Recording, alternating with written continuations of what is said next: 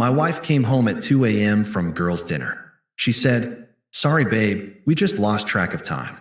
I nodded, then showed her the Instagram story her friend posted, her making out with a guy at a nightclub. Her face went pale. "Hey, viewers, before we move on to the video, please make sure to subscribe to the channel and hit the like button if you want to see more stories like this. Thanks. I never thought I'd be posting here, but after everything that's happened over the last year, I need to get this off my chest. Maybe it'll help someone else spot the signs earlier than I did. I'm 32, a project manager at a mid-sized tech firm, and I've always prided myself on being the steady, reliable type. My wife Sarah and I had been married for 5 years, together for 8 total. We met in college. She was the outgoing one, always dragging me to parties, while I was the guy who made sure we got home safe. I thought that balance worked. Looking back, maybe it was just me carrying the weight. From the start, I was all in. I supported her through everything. When she lost her job 2 years into our marriage, a marketing gig she loved but got laid off from due to company cuts, I picked up extra freelance work to cover the bills while she job hunted. I even turned down a promotion that would have required relocating because she didn't want to leave her friends and family here in the city. "We'll build our life here together," I told her. And I meant it. I cooked dinners most nights, planned weekend getaways to keep things fresh, and listened when she vented about her day. Hell, I even surprised her with tickets to that concert she was obsessed with last summer, even though it meant skipping a work event that could have boosted my career. But over the past 6 months, things started shifting. Sarah became distant. She'd be glued to her phone, smiling at texts she'd hide when I walked into the room. Our conversations turned one-sided. She'd complain about how routine our life felt, making little digs like, "You know, some guys at work are always planning spontaneous adventures. It's exciting." I'd brush it off, thinking it was just stress from her new job at an ad agency. She started going out more with her girls group, coming home late smelling like perfume and alcohol. I trusted her. Why wouldn't I? She was my wife. But deep down, there was this nagging feeling, like I was becoming the backup plan in my own marriage. Then came that night, about a year ago now. It was a Thursday, nothing special. She told me she was grabbing dinner with her friends Emily and a couple others from work. "Just a quick bite, babe. Won't be late." I nodded, kissed her goodbye, and settled in with some work emails and a beer. By 10 p.m., no text. 11 p.m., I sent a casual "everything good?" No reply. Midnight rolled around, and I started worrying. Maybe an accident? I called, but it went to voicemail. Finally, at 2 a.m., I hear the key in the door. She stumbles in, heels in hand, hair a bit messy, giggling to herself like she'd had one too many. "Sorry, babe," she said, tossing her purse on the couch and kicking off her shoes. "We just lost track of time. You know how it is with the girls, gossiping about work drama and all that." She leaned in for a kiss, but I caught a whiff of something unfamiliar, like cologne mixed with her usual scent. I nodded, keeping my face neutral. "Sounds fun," I replied, my voice steady even though my gut was twisting. I'd been scrolling social media out of boredom while waiting, and that's when I saw it. Emily, her best friend, had posted a story from the night. It was a video clip from what looked like a crowded nightclub downtown, strobe lights flashing, music thumping. And there, in the middle, was Sarah, pressed up against some guy in a button-down shirt, their faces smashed together in a full-on make-out session. His hands were on her waist, hers in his hair. The caption? "Girls' night getting wild." Fire, tagged with Sarah's handle, no less. My heart dropped, but I didn't yell or freak out. I just sat there for a second, letting it sink in. This wasn't some misunderstanding. This was blatant, right there for anyone to see. I saved the screenshot before the story could expire, then waited for her to finish her excuse. She plopped down next to me, still oblivious, reaching for the remote. "What did you do tonight? Binge that show again?" I pulled out my phone and held it up, the screen showing the frozen image of her and the guy. "This what you mean by losing track of time?" Her face went pale, like ghost white. She stared at the screen, mouth opening and closing like a fish out of water. For a split second, I saw panic in her eyes, but then it shifted, almost like she was calculating her next move. "What? Where did you get that?" she stammered, snatching the phone from my hand. "That's not. Oh my God, Emily must have posted the wrong clip or something." I crossed my arms, staying calm. "It's your face, Sarah, and his. In a nightclub, not dinner. Care to explain? She set the phone down, rubbing her temples like I was the one giving her a headache. Okay, fine. It was just a kiss. We started at dinner, but then everyone wanted to hit a club after. This guy, Jake, from work, he was there with his friends. We were dancing, had a few drinks, and it happened. But it meant nothing. I was drunk, babe. You're overreacting. Overreacting. I echoed, my tone even. Inside, it felt like a punch to the gut. This wasn't just a slip. She'd lied straight to my face about the whole evening. And now she was downplaying it, like I was the problem for caring. Yeah, she shot back, her voice gaining that defensive edge she got when cornered. It's not like I slept with him or anything. God, you're always so uptight about everything. Maybe if our life wasn't so predictable, I wouldn't need to blow off steam like this. There it was, the twist, blaming me for her cheating. I'd sacrificed promotions, supported her through unemployment, planned dates to keep things exciting. And here she was, throwing it back like I was the boring one holding her back.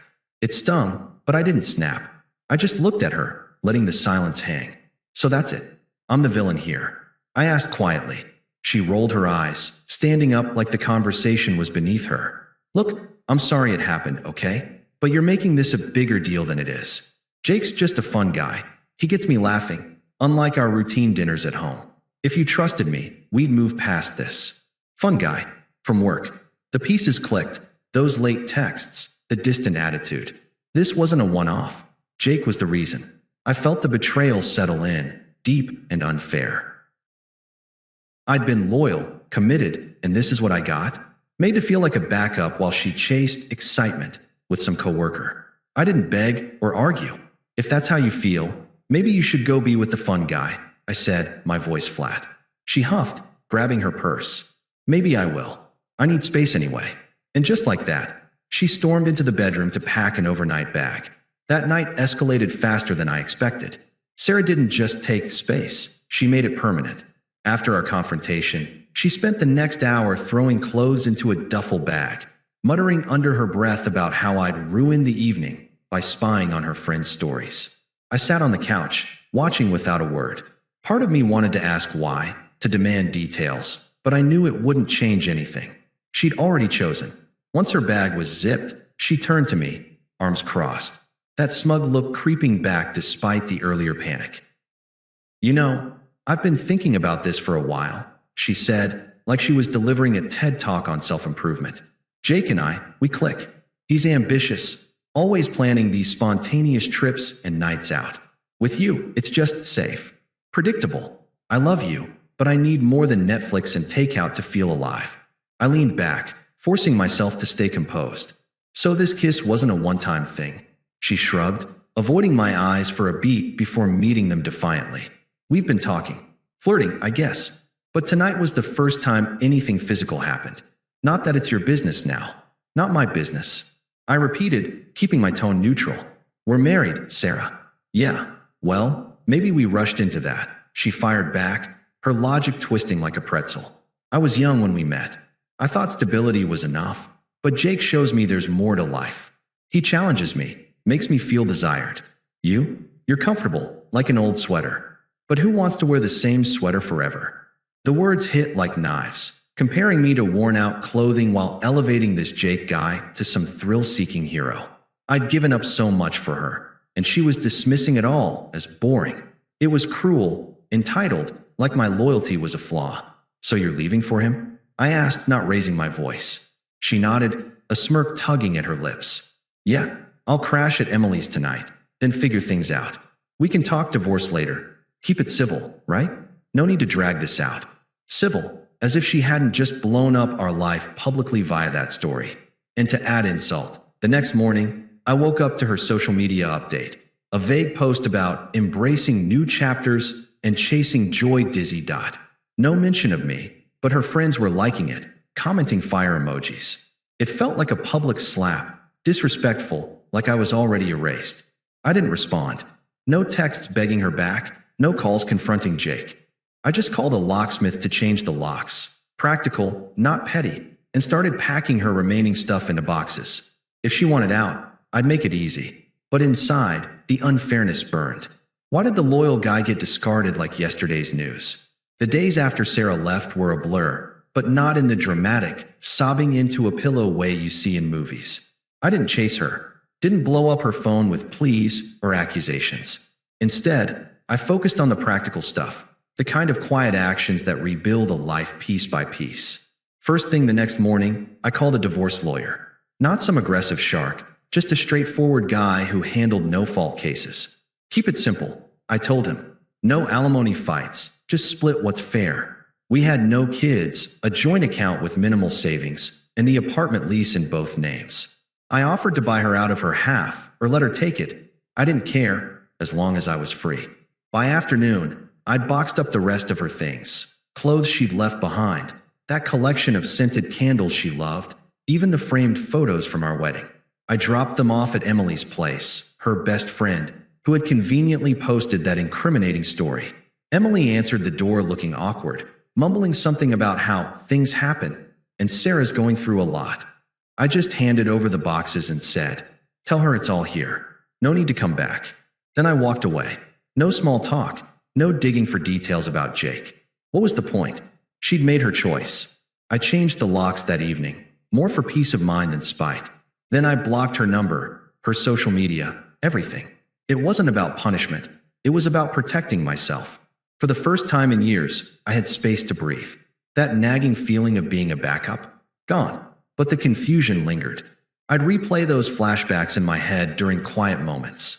The time I skipped a family vacation to help her prep for a big presentation at her old job. Or when I surprised her with a weekend cabin rental after her layoff, just to lift her spirits. She'd called it sweet but safe. Safe. Like that was an insult. I'd given up parts of myself to make us work, and she'd tossed it aside for some fun guy. It felt so undeserved, like loyalty was a sucker bet. I didn't wallow, though. I threw myself into routines that built me up. Joined a gym, not to get revenge hot, but because it cleared my head. Started therapy sessions once a week. The counselor helped me unpack how I'd ignored the red flags, always assuming good intent. Work became my anchor. I took on extra projects, and within a couple months, my boss noticed. "You've got focus now," he said, offering me that promotion I'd turned down before. This time, I said yes. It meant longer hours but better pay, and honestly, the structure kept the silence from feeling too heavy. Nights were the hardest at first. I'd sit on the couch, staring at the empty spot where her purse used to land, wondering how someone could flip so fast. But I didn't reach out, didn't stalk her online or ask mutual friends for updates. I just detached, let the unfairness sit there until it started to fade. Friends checked in, offering beers and sympathy, but I kept it light. "I'm good," I'd say, and slowly I was. The confusion turned to clarity. I deserved someone who saw my stability as a strength, not a flaw. By month 3, the apartment felt like mine again. I even adopted a dog, a rescue mutt named Max, who forced me out for walks and reminded me life goes on. It took about 4 months for the cracks to show in Sarah's new chapter. I wasn't hunting for info. I'd made a point to avoid it, but mutual friends started dropping hints during casual hangouts. At first, it was vague. Heard Sarah's been posting a lot about adventures with that Jake guy. I'd nod and change the subject. But then the tone shifted. One buddy, Mark, pulled me aside at a group dinner. "Dude, it's getting messy over there. Jake's not what he seemed." From what pieced together over time, through offhand comments and the occasional screenshot someone forwarded, I didn't ask, but people talk. Jake was a classic facade. He worked in sales at her agency, always flashing cash on nights out, but it turned out a lot of it was smoke and mirrors. Credit card debt, apparently. Sarah had quit her job a month after leaving me, convinced by Jake that they could travel and live free while she freelanced. Bad move. Freelance gigs dried up fast, and Jake started showing his true colors, controlling, quick to anger. Friends said he'd yell at her over little things, like if she texted an old coworker. Then the cheating, ironic, right? Turns out he was seeing at least one other woman from work, using the same spontaneous lines on her. Sarah's social media told the story in reverse. Early posts were all glowy. Pics of them at bars, weekend getaways, funded by her savings, I later learned. Captions like, "Finally living my best life." Glowing star, but by month 5, the vibe changed. Cryptic stories about trust issues and learning lessons. Then radio silence for weeks. Mutual friends started distancing themselves, Emily included. She'd been the one to introduce Jake, hyping him up, but when the abuse rumors surfaced, nothing physical that I heard, but emotional manipulation, gaslighting her into thinking she was the problem. People backed off. One friend confessed over coffee. We saw the story she posted after you guys split, bragging about her upgrade. But now, she's isolated. Lost a bunch of us because she burned bridges defending him. The real unraveling hit around month 6. Jake dumped her, ghosted, actually, after draining what was left of her savings on a business trip that was probably just a hookup. She ended up broke, crashing on her sister's couch back in her hometown an hour away. No job, reputation tanked at the agency, word got around about the office drama, and friends who cheered her on now saw the hypocrisy. She discarded you like you were nothing, Mark said. Now she's getting the same treatment. Karma's a bitch. I didn't gloat. Didn't feel vindicated in a petty way. It just made sense. Her smug dismissal, the twisted logic blaming me for her boredom, it all caught up. She became irrelevant in her own circle, posting desperate job seeker updates that got crickets. Meanwhile, I was thriving, but that came later. For now, watching from afar, or not watching, really, it felt like the universe balancing the scales. The betrayal's sting dulled, replaced by a quiet acceptance. Actions have consequences, and hers were piling up. The unraveling didn't stop with Sarah's isolation. It circled back to me. Around month 7, the first text slipped through. I'd unblocked her for divorce logistics, lawyer's advice, but I regretted it instantly. It started innocent enough. Hey, just checking in. How are you? I ignored it. A day later, we need to talk about the papers. Can we meet? The papers were already filed. My lawyer had handled it. But she kept pushing. By week 2 of her outreach, the messages turned personal. I miss our old life. Jake was a mistake. He's gone now. Still, radio silence from me. Then the call started. The first one, I let go to voicemail. Please pick up. I know I screwed up, but we had good times, right? I was confused, stressed from work. You were always so understanding. Hypocrisy at its finest. She'd blamed me for the boredom, but now I was the understanding one she needed. I deleted it without replying. Escalation hit when she showed up at my new apartment unannounced.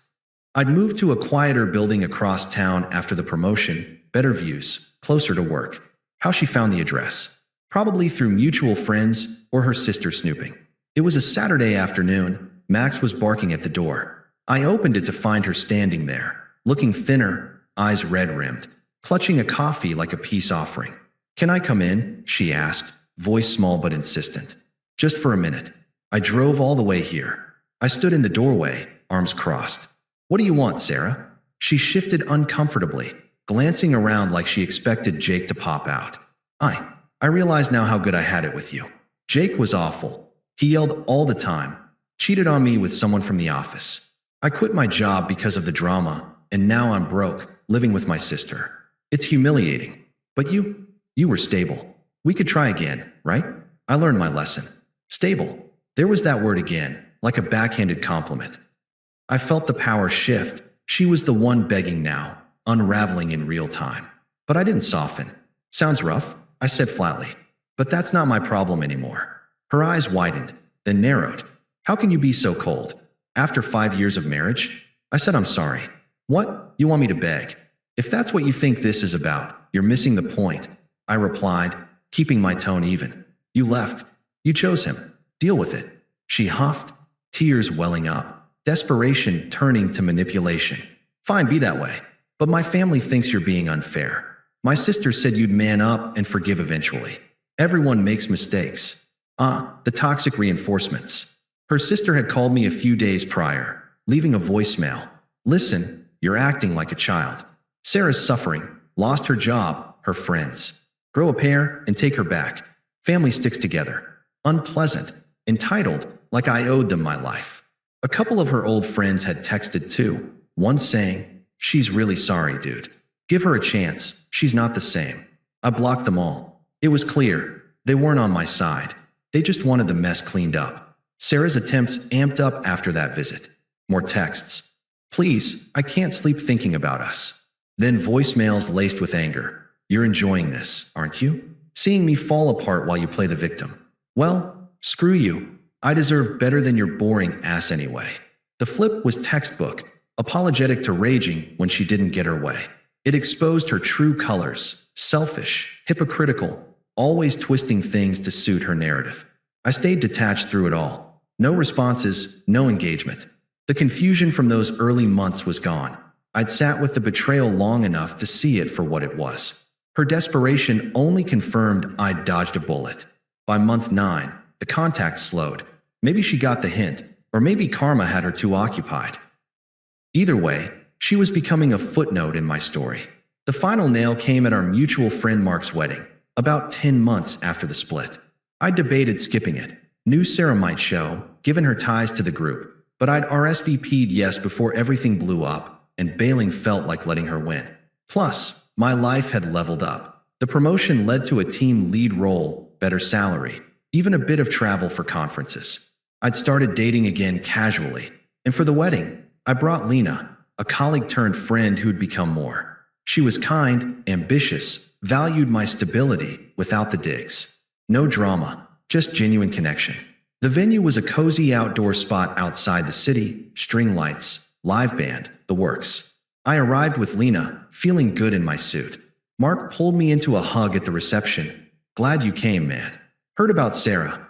She's here, but keep your head up. I nodded, dignified, no big deal. Sure enough, during cocktail hour, she approached. She looked rough, dress a bit wrinkled, makeup trying too hard to hide the stressed lines. Alone, no Jake in sight. Her eyes lit up when she saw me, but flickered when they landed on Lena.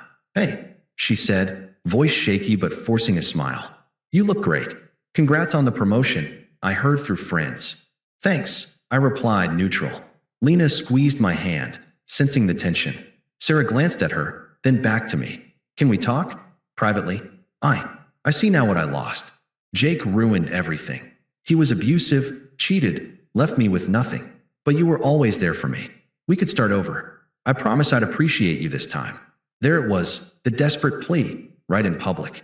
Heads turned subtly, whispers started. I felt the reversal. Me thriving, her scraping bottom.